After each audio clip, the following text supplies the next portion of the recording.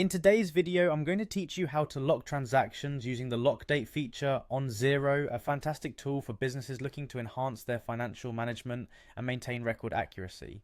To begin, the first thing you need to do is navigate to your Xero accounting software and proceed to log in. Open your preferred browser, type in the Xero login URL and click on the login button prominently displayed on the page.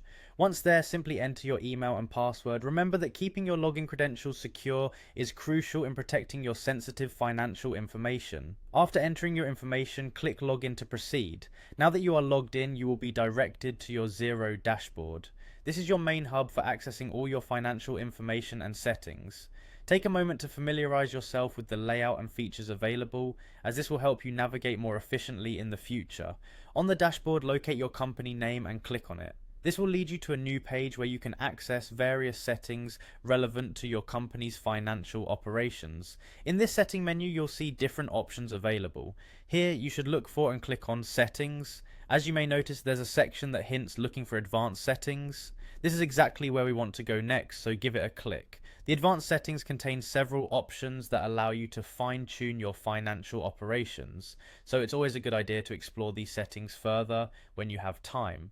Next, find the section labeled Financial Settings and click on it. You may notice a bit more detail regarding your company's accounting practices here. From this point, you should now head to Lock Dates. This particular feature is essential when you want to finalize and secure your past financial transactions, preventing any unwanted changes that might disrupt your financial statements. At the Lock Dates interface, you can now set up the desired lock dates for your transactions. This involves selecting both the oldest date you wish to lock and the current lock date moving forward. Be very thoughtful in selecting these dates, as it will determine the transactions that will be secured. Lastly, after choosing the appropriate lock dates, make sure to click on Save. This step ensures that all your changes are stored and your past transactions are now securely locked from further amendments. And there you have it.